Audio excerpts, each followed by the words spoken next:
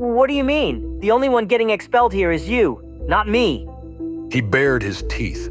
Never, in all his career, had he met a student arrogant enough to threaten him with expulsion. Damon Hemsworth, come to my office now. He roared, giving the student no further opportunity for a comeback. He turned sharply and strode away. Well, I might have taken pity on him and left him out of this, but he deserves everything that's coming to him after that, Damon thought. Sarcastic remarks from the crowd of students rang around the badminton courts as Damon followed Mr. White. Finally, we can get rid of him. Nice one. Professor, this is probably the best thing he's done. At last, I can feel the atmosphere improving already. Only Melanie followed him, pulling at his sleeve to get him to stop and turn to face her. She took Damon's arm and shook her head. Then, she pointed to herself and moved her right hand forward, extending her thumb upward, her index finger forward, and her middle finger to the left, keeping the other two fingers tucked into her palm. She then curved her hand, tucked the fingers into her shoulder, and lowered her elbow, as if tucking in a wing, accompanying the gesture with a downward slope of her mouth. I need you to understand that I'm okay after the fall, and this is all my fault, she thought. It's okay. He said, reaching out to her. Wait for me in the canteen. And don't worry, it'll take more than him and his faculty member to expel me. What are you playing at? Called Mr. White, turning round and throwing up his arms. I've never known insolence like this. Come with me this instant. On the badminton court, the gathered students felt like they were watching a soap opera. Among them, only Tiffany was feeling anxious. What should we do? Damon won't be expelled, right? Have you lost your mind? Abigail raised her perfectly plucked eyebrows. You're well out of it. Honestly, sometimes I really worry about you. Tiff.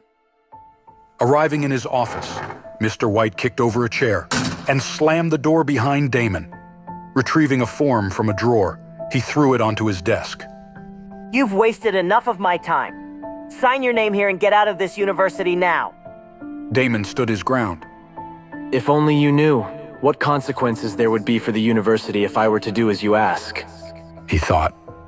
Can I ask you, on whose orders you're expelling me? It's on no one's orders. I'll have you know. Mr. White's face reddened. The decision is based on my assessment of your detrimental effect on the university's reputation and is fully supported by my colleagues. I don't know what's gotten into you, but you have shown no respect for this fine institution. Not only have you been caught fighting, but now you've bullied one of the female students and hurt her arm. I don't know how you have the nerve to even ask why you're being kicked out. Damon's eyes gleamed. Don't you want to hear the full story? Don't I get to defend myself? Shame on you. I thought you would know better, being a man of learning. Samuel glared back. He had his own reasons for wanting to get rid of Damon from the university. One of his students, Landon, had reported being offended by his behavior toward him and had given him a large sum of money, far more than his monthly salary, to find a reason to expel him. Mr. White couldn't afford to fall foul of the Bronzemith family, having worked so hard to build up a good relationship with them over the past few years. If he did right by Landon, he had a hunch that a promotion within the university would be his. Quite by coincidence, just as he had been mulling over how to justify expelling Damon that very day, Professor Baleford had approached him with a request to do just that in response to his actions by the badminton courts. Relieved of the responsibility to come up with a reason, he had jumped at the chance. My grades are the highest in the university. You've come up with all kinds of reasons why I shouldn't receive any of the funding available, and I've taken that on the chin. But when it comes to kicking me out, I'm sorry, but I can't just let that go without a fight. He thumped his fist on the desk to emphasize his point.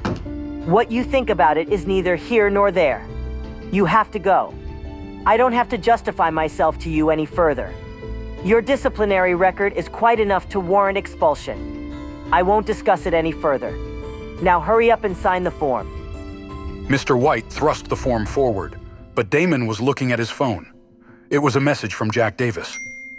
I'm downstairs, on my way up now. Damon grinned. The Department of Education was obviously keen to cement their relationship with Damon after receiving his donation.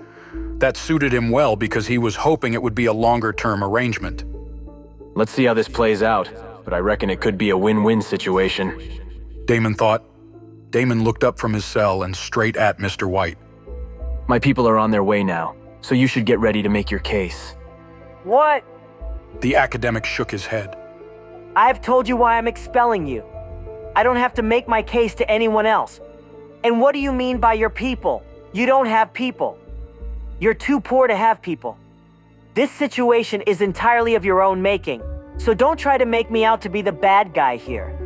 If that's your mother on her way, you can tell her that all the crying in the world isn't going to change my mind. The decision has been made, and it's final. You're expelled. End of discussion. There was a knock at the door. Annoyed at the interruption, Mr. White thrust the door open and snapped. Yes? Hello?